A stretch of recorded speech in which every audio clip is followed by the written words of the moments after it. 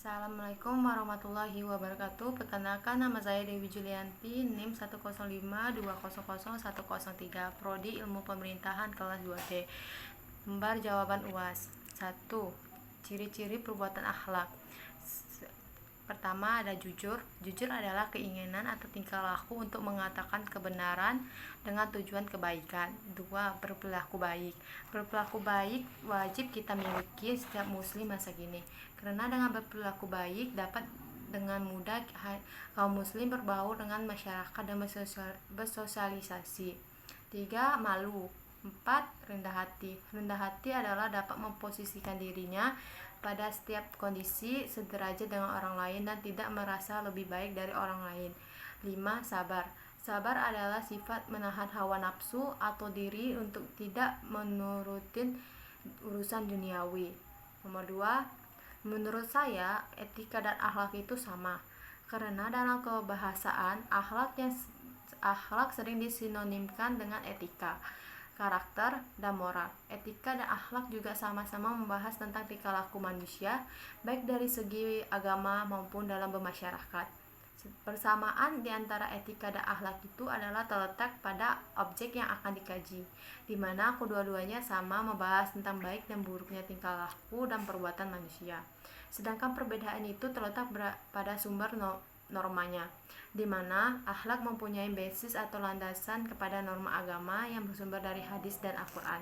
Sedangkan etika itu bersumber pada akhlak, pikiran, dan filsafat. 3. Ruang lingkup akhlak itu terbagi menjadi 2, yaitu akhlak terhadap khalik adalah akhlak kita terhadap Allah SWT dengan cara menaati perintah Allah dan bertakwa, ikhlas dalam semua amal, dan berbaik sangka kepada setiap ketentuan Allah.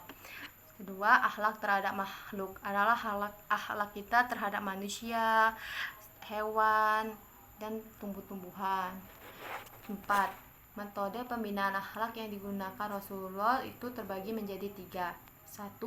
Metode keteladanan, yaitu suatu cara pembinaan akhlak yang dilakukan dengan melakukan pemberian contoh yang baik kepada orang lain, baik dalam bentuk ucapan maupun dalam perbuatan. 2. Metode pembiasaan, yakni merupakan salah satu metode pembinaan akhlak yang sangat esensi dalam upaya pembentukan akhlak manusia. Ketiga, metode pemberian nasihat, yang merupakan salah satu metode yang diterapkan oleh Luqman Al-Hakim dalam mendidik anaknya. Contoh metode itu yang dapat dipelajari dalam kehidupan sehari-hari itu ketika kita melihat seseorang melanggar peraturan seperti membuang sampah sembarangan dan kita menegurnya, memberi nasihat dengan kata-kata yang baik agar tidak sakit hati. Dalil yang memperkuat metode ini adalah Al-Quran surat Al-Luqman ayat 13. Dan ingatlah ketika Luqman berkata kepada anaknya di waktu ia memberi pelajaran kepadanya, "Hai anakku, janganlah kamu mempersekutukan Allah. Sesungguhnya mempersekutukan Allah adalah benar-benar kezaliman yang besar." Akidah akhlak. Pengertian akidah akhlak secara etimologi bahasa, akidah itu berasal dari kata akadaya, kidu, dan akdan, berarti ikatan, perjanjian, sangkutan, dan kokoh.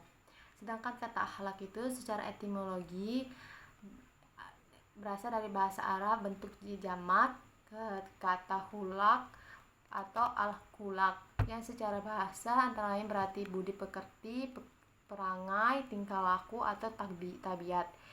Jadi dapat disimpulkan bahwa akidah akhlak adalah dasar-dasar pokok kepercayaan atau keyakinan hati seseorang muslim yang bersumber dari ajaran Islam yang wajib dipegangin oleh setiap muslim sebagai sumber keyakinan yang mengikat. Terus hubungan akidah dan itu sangat erat dengan akhlak. Akidah sendiri merupakan landasan dan dasar pijakan untuk semua perbuatan sedangkan akhlak itu sendiri segenap perbuatan baik dari seorang mualaf, baik hubungannya dengan Allah, sesama manusia, dan maupun lingkungan hidupnya. Baiklah, segitu jawaban dari saya akhirin.